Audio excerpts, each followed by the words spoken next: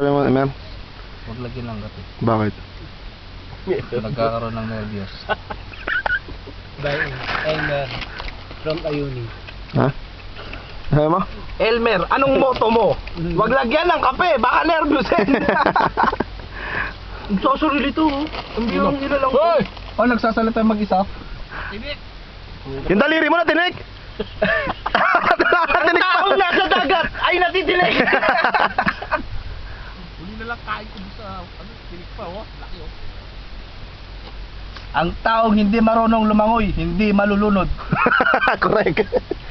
Haba na pa mo nung kaya mo. Bota muna ta nakarela na. Ayan, ayan ni Dennis. Ayan ni Dennis eh. Puta naman. Wala. Kanya mo. Kanya mo. Ang taong hindi naliligo, mabaho. Iligo mo yan. Ayan si Dennis oh. Dapat makainom ka ng antibiotic. Ayan, kanina kumakain lang yan. Mga natutulog na. Hindi baling may gas-gas, basta mahapdi. Kaya yun, hindi, walang kwenta yun. Sa asawa ni Dennis, Cervantes. Parang tulog lang kanina. Parang tulog lang ngayon. Kumakain lang nga kanina eh. Kanina, ang lakas-lakas mo. Oo, kanina lang ang to, pa-dive pa dun. Ayun pala, pasipsip natin dito. Yan, octopus.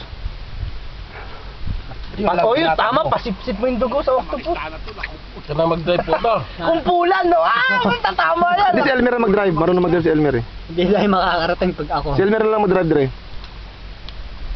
Kaya ni Dennis yan, lohan nga, kaya eh. Sabihin mo kung kaya mo, hindi